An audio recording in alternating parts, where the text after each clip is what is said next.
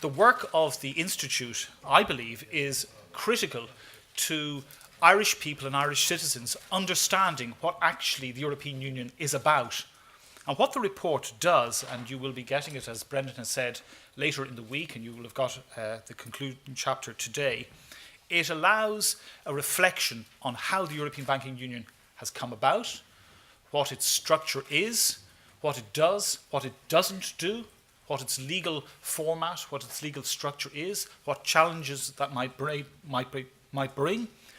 And it allows us, and it helps our democracy to understand precisely what the European Banking Union is about. And it allows us as a country to participate to a greater extent, in my view, in the European Union's affairs.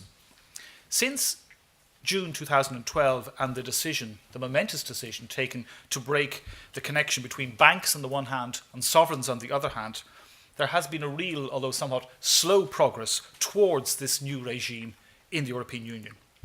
And I just thought, before we start the session, just to give all of us a reminder of precisely what the banking union has. It has three basic objectives. Firstly, to preserve the single market for financial services by ensuring strong and coherent supervision. Secondly, ensuring that bank solvency issues are dealt with in a way that removes or at least minimises the burden on national taxpayers.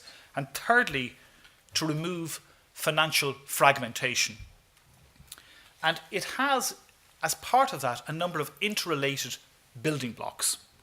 And those building blocks are a single supervisory mechanism, a single resolution regime, and a financing regime for bank failure, which may include a common resolution fund, a fiscal backstop, and a form of common deposit guarantee scheme or schemes.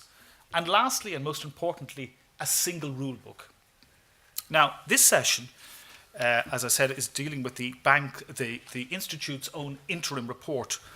And I'm delighted to have Pat McCardle, who is the chairman of the Institute's Economic and Monetary Affairs Committee, and who's also the chair of the IIEA Banking Union Group, with us. And Pat is going to set out for us in 20 minutes or so an overview of the work and an overview of that report.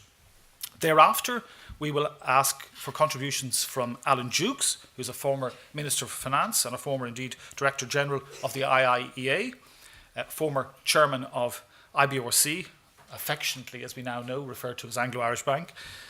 Alan Ahern, who is the Head of Economics at the Curran School of Business and Economics in the NUIG. And finally, Paul Gallagher, who is the Senior Counsel and the former Attorney General of Ireland. So it's my very great pleasure indeed to introduce to you Pat McCardle to set for us the overview of the Institute's report. Pat.